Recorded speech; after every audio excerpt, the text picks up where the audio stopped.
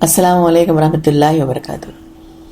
گجرات کے اکشردھام مندر حادثے میں جو معصوم مسلمانوں کو جیل بھیجا گیا تھا اور انہیں پھانسی کی سزا بھی سنائی جا چکی تھی، تقریباً 12 سال بعد جب یہ کیس جسٹس وی گوپال گوڑا صاحب اور جسٹس اے کے پٹنائک صاحب کے پاس پہنچا تو انہوں نے ان تمام کو بے گناہ اور معصوم پایا اور انہیں فوراً رہائی کا حکم دیا، اور اس طرح انہوں نے ان معصوموں کو پھانسی کے پھندے سے بچا لیا اور وہاں کی پولیس کو پھٹکار بھی لگائی۔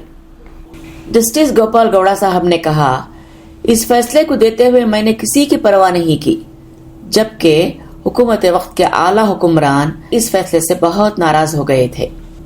انہوں نے یہ بات بھی کہی کہ گناہگار کوئی اور ہوتا ہے مگر کسی اور معصوم لوگوں کو پھنسایا جاتا ہے، جس سے نہ صرف ان کے ماں باپ بلکہ ان کی فیملی اور پوری کمیونٹی متاثر ہوتی ہے۔ انہوں نے یہ بھی کہا کہ پھانسی کی سزاوار کو معصوم ثابت کرنا کوئی معمولی کام نہیں۔ Death sentence. I took 2 months, 400 witnesses. 400 witnesses. It's a historical judgment. I wrote 400 pages judgment. To reverse the concurrent finding of death sentence is not the easy job. اس کیس کے سلسلے میں انہوں نے جو شاندار ججمنٹ دیا ہے وہ 400 پیجز پر مشتمل ہے۔